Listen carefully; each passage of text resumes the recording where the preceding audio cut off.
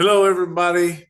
Jackie here from EFL Designs. I'm about to go through the train and kind of show a few tips and tricks and some of the things that I had intended.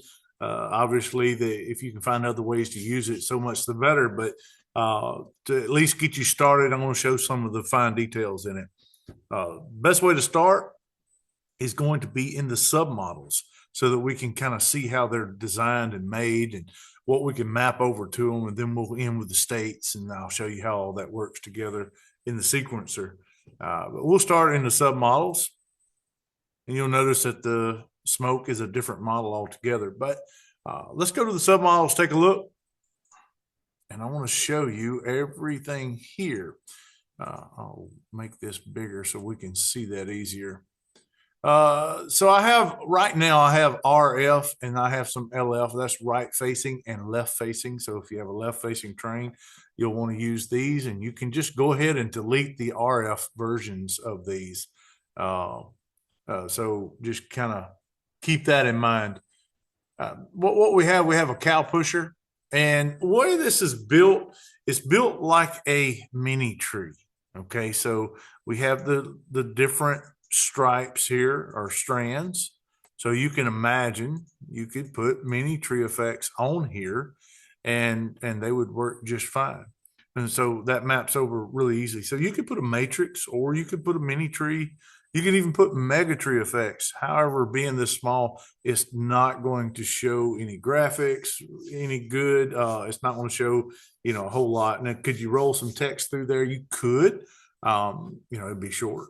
Have to roll it through, and hopefully people could read it. But just for basic effects like mini trees and such will work really, really well for that.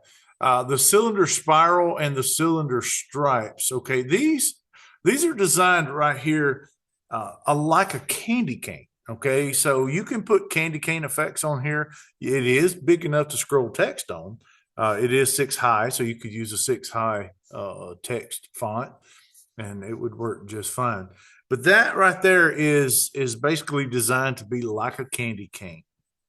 Or you could put other effects, but I like the candy cane effects because they tend to work really well here. Now I also have the spiral here. I'll show you what that looks like, but you'll see that it comes through as a spiral.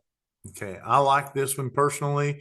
The stripes is a flat, which works really well as well, but I prefer the spiral. So sometimes you may want to mix that up. The straps, these straps right here are similar to an arch. Okay, even though they're going vertical, they're kind of like a single line. If you looked at the buffer, it would be like 1, 2, 3, 4, 5, 6 rows here side by side. And so they will go left to right, and they will go up and down. Arches, verticals, horizontals, anything that is similar to straight lines, single lines, those effects will go over this really, really well. So you could take and put even icicles and anything that you think would be a single line would map over to this really, really well. The main wheel spinner, it does have a spinner here that you can use. Okay, so this is right facing, but obviously my train is left facing, so it's kind of going the opposite direction. But so you can kind of do this with a left facing one, and you'll see that the pattern goes horizontal, which is kind of the way I like it. Going back up, look at the smokestack horizontals. But these are timed with each other so that they stay centered. And these are, again, single line type effects like icicles. I like to use the icicles on them. Anything like that will work really well.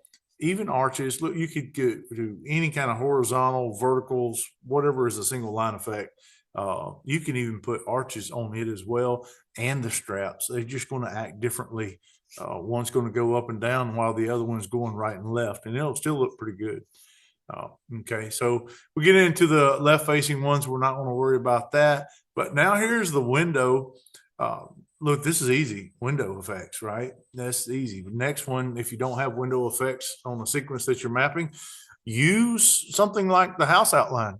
It works great. I mean, it will go around and do the things that you want That's really easy. So we have the spiral, and I have the spiral forward and reverse. This is forward. Obviously, when you look at the model, it kind of looks like if you were to spin this, it would be going in a forward motion. So this does not matter if it's left facing or right facing. Reverse is the same, except going the opposite direction. Hopefully you guys can see that. Whistle center. Now, I don't do a whole lot with a whistle, but the whistle works really well, and I use it for areas like if I hear something special, I will use that to kind of insinuate that. The way that it works really well, let me get back and find the main whistle. So here's the main whistle, and each line goes up and makes a little spiral. Okay, each line does. The middle line goes up and splits off and makes both spirals at the same time. And they're timed a little bit differently so that basically when the things go up and down, they'll work good. I like to use the marquee effect on these, and I use it as a single line. It works well. That or the single strand effect will also work well as long as it has some skips or use black and white or whatever. But it will blow and it will run together. I like how that works. So let's go back now and take a look at a few other things. No, let's go to the sequencer and then we'll take a look at that. So we're going to cancel this out. Yes. Let's go to the sequencer and we'll take a look at these submodels. And move my meeting controls. Okay.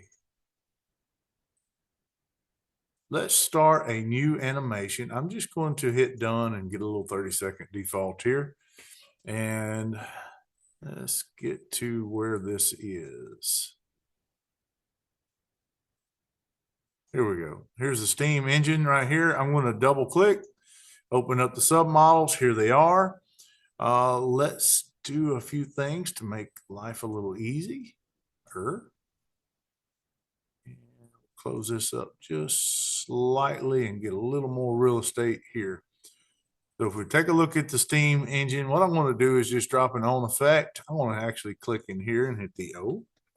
And now we have that. Let's change the color to blue just for now, just so that you can see it. Actually red, that might be a lot easier. Now white. White's going to be the best thing for you to be able to see. All right, so here's the submodels. They're in order. I'm going to put something on the whistle just to show you how that works. Again, I got my meeting controls in the way. Now, single strand effect. Let me put that on there. I'm going to stretch it out. I'm going to change the color to red since everything's white here. You see how it's making the spiral?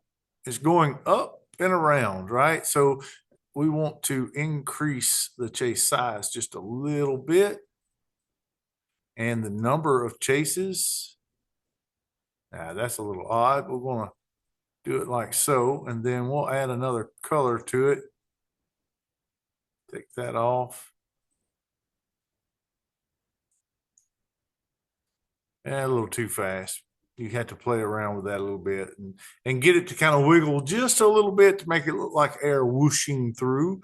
But let's look at the marquee effect. It may look better since I have white on the background. It's kind of killing us a little bit. I'm going to put the marquee effect on there. And the marquee effect is a little weird in the sense that it only likes to do the outer areas. And so what you'll want to do is change that to single line, and you'll get a little different effect. You can add different colors, white, whatever you want to add. I like the marquee effect on it. It seems to do pretty well. But you'll kind of see that it makes a little bit of a circular motion there. But use that to accentuate a noise or a sound or something that you might could picture this doing that. All right, so I'll delete that, get that out of the way. Cow pusher. Now this is like a mini tree. And so when you map over mini tree effects, you'll get a lot of different things. I'm not going to pretend that I am a good sequencer by no means. So I'm going to add a few colors here. Let's actually do the bars effect. So the bars, we'll add a few colors. And as you'll see, speed that up a little.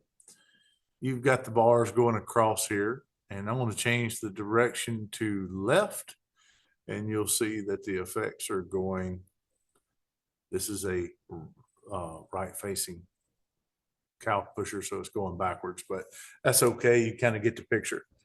So you can have different things happening across there. So mini tree effects on this. Now I'm going to just drop this down to show what this does. This would be, let's do this. Let's change it to up, and it's going to kind of go that way. But you see the different spirals here. Let's change some colors.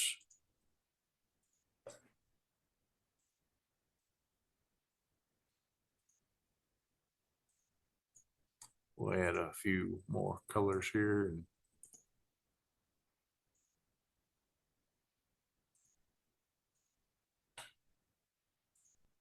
I'll check them all off. There we go. And now we have a bunch of different colors. You can kind of play around with that too. But this is just like a candy cane or something of that nature that you might want to have coming through. You can play around with the number of things going, but a simple map over from the candy canes will work well. Okay, cylinder stripes. What you'll notice is that right now I have it on, it's kind of an angle, and that's the cylinder spiral. So whenever I drop this down, it's going to flatten those effects out, which has its own purpose. But like I said, I like this one better. Straps, same thing. What you'll notice, let me change back here and go to this, and we just got a bunch of colors going up. Arches work really well on the straps. Okay, they work really, really well. So that's kind of an easy trick there. Horizontals on the smokestack, and that's these right here. Now you see it's going up. I'm going to change that, make it go left, and you'll see it kind of spinning around the smokestack. So different effects do different things, but I like putting the icicles on there because icicles or horizontals generally will be going the right direction for you. All right. And then we get into the left facing stuff, which we're not going to worry about because that's the same as the right facing. The window, we'll have effects going around the window here. It's actually timed and everything, but just put window effects, house outline, something of that nature. You'll get a pretty good result from that. Let's see. Here is part of this effect. Let me go back to the up. You'll see it start spinning around because it's a spiral. I want to drop this down to the forward, and you'll see. I need to change the direction to up. There we go. Whistle center, it's just going to be these areas here. Whistle outer is just that area here. Window verticals will be these two. And then window horizontals, if you want to sequence down to those levels. And then main wheel circles. And if you turn the transformation or the effect, you'll get a spinner out of that. So these are the submodels. Now, let's go into the other parts of this to make life a little easier. Let me take this out. I'm going to delete this. And this is where the magic happens, is right here. Okay. So all of your mapping will happen with these areas right here. They're really easy. Again, just pick some models that you think would match and just move them over. Like I said, mini tree to the cow pusher, arches to the straps, candy canes to the cylinder, and just keep going with that. Window effects and smokestack horizontals, and you'll have a sequence train. Now, but when you do that, you're still going to have to make the thing work. So let's do that. I'm going to drag a state effect, and I'm going to put it right here. I like this little trick. We're going to do a left Control Shift left arrow, right arrow. We're going to fill the whole sequence up. We're going to change the state definition over to static, and boom, we have some colors here on a train. Okay, so that just fills it in. It's nice and neat. It's already done for you. The state right here is just you push it over to static, and there it is. It's good. But now let's say we want to make it roll. We're going to insert a couple layers above. Always remember that you have a render order to deal with. So we're going to do a couple layers here. I'm going to move this to the bottom layer. So that way everything happens on it. And when you talk about render order, all of the effects that are on the submodels will actually render above this because they come afterwards. However, on the layers, they do go up. So we're going to render this entire model here, and then we will move down to the next one, render, render, render, and so forth. But right now, on layers, we're going to start at the bottom and work our way up. So what you see here is fixing to get covered up with another state effect. I want to put another state effect here. I'm just going to move it for this section. I'm going to just do a Control C, Control V, and we're going to get that pretty close to lined up. I'm not too worried, but let's go through the motions here. All right, so what we have is the big wheel and piston. It's an 8 count. All right, I'm going to put it on that. And then this one is going to be for the small wheels. I'll explain that in just a second. I have two different effects happening at the same time. And you might ask, well, why not do it all at the same time? Well, I'm a mechanical guy. I'm a mechanical engineer / electrical engineer. I've been doing stuff like that for years. And one of the things that I know is that the perimeter of a big wheel is bigger and longer than the small wheel. So to travel at the same speed, you need the bigger wheel to go slower. And what I like to do is this. We're going to add a timing track. We're going to go to the metronome with tags. Hit OK. And now we need one that is going to be an 8 tag. This is the important part. 8 tags. Okay. I'll show you why in a few minutes when we go look at the states. But 8 tag is important. I want it to turn a decent speed, so I'm going to put it at 100. Hit OK. All right. I'm going to turn that off so it's easier to see. We're also going to create one that is half the speed. So let's just say that you want to create something that's moving a little slower than this. That's fine.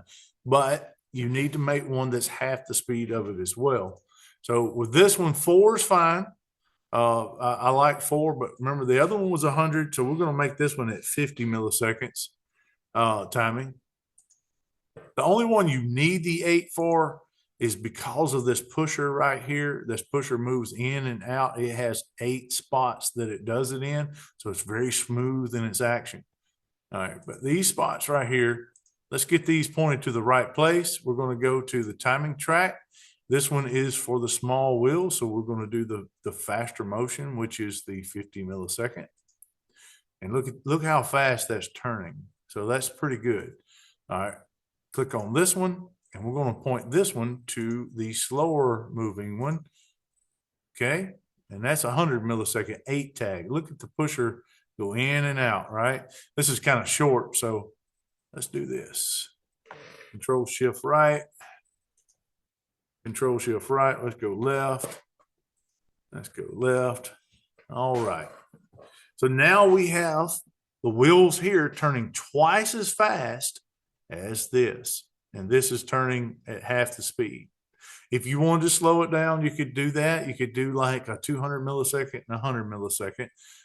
You could also do, 250 and then 125, as long as your frames, right? There is limitations on the number of frames. So you have to kind of fall within those parameters. However, just try to do about half speed for the big wheel and a little bit faster for the small wheels. And I think you'll enjoy that. Let's slow it down. And so we could take a look at this motion. Let's do that. We're going to do another timing track. We're going to go to metronome with tags. Again, 8 tags. I can't, say enough how many times you need to do that. That's going to be 8 tags to get this to work right. So I'm doing 500 milliseconds. So it's going to be really, really slow. So I'm going to click on the big wheel here. And I'm going to change that over to the 500 milliseconds. And so you'll notice that you have this turning, right? It's a little bit jumpy. So a little faster would probably be better. And then we could change this one as well. For now, just for good measures, we'll just change this over to the 100. 8 tag will work for it. But you'll notice it's turning even slower, but it's still kind of smooth, right? It has a lot of smoothness. So with that one be 100, let's do another just for giggles. Metronome with tags. Okay. And that one was 100, so we'll do 200 on this one.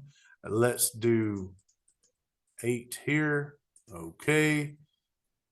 And then I'm going to turn that off, make it easier to see. 8 tags.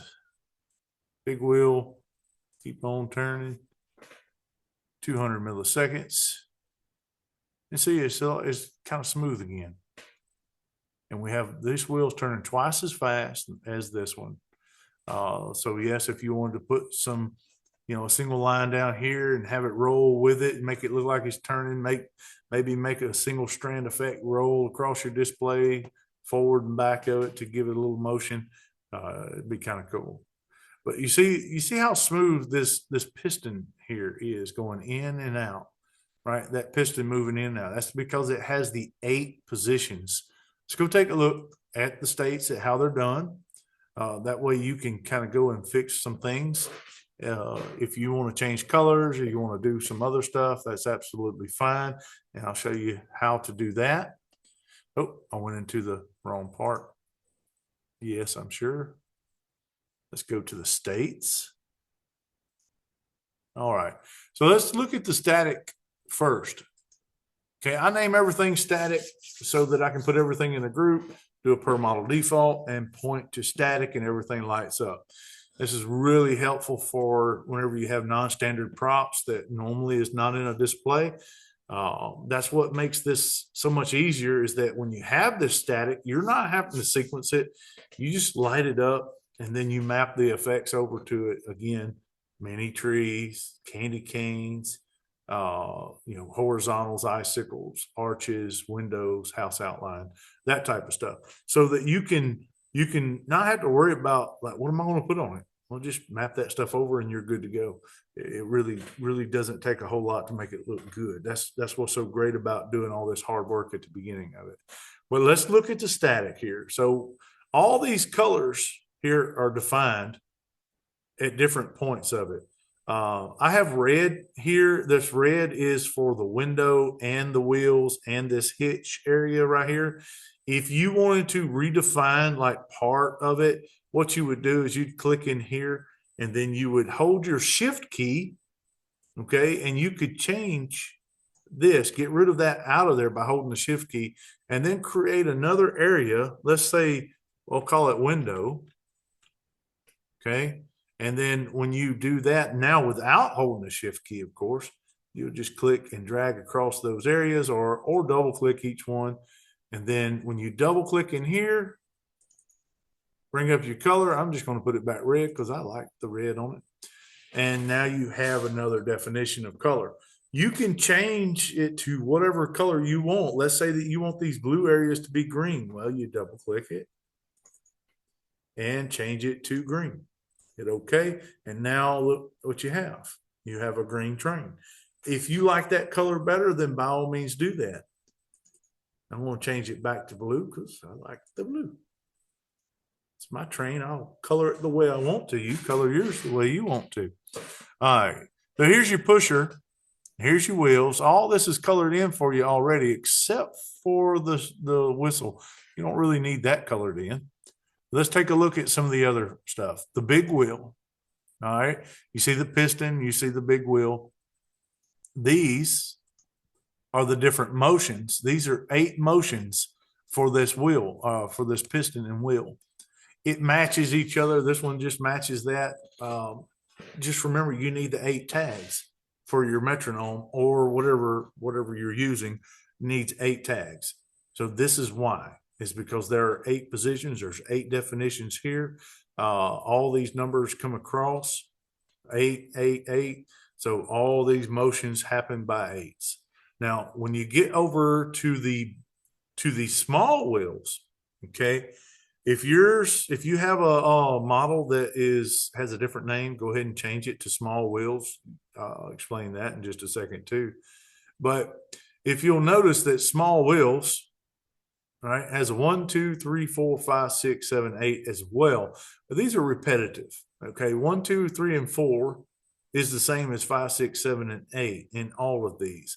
The reason why the 8 is there is just so that if you happen to put 8 on another one, you can still use it. However, moving forward, I also have a train cars. They're only going to have 4 counts. So you'll probably want to leave this at 4 counts and some other things, because when you group them together, you can just point them all to the same effect, same state, and then they'll all turn at the same time.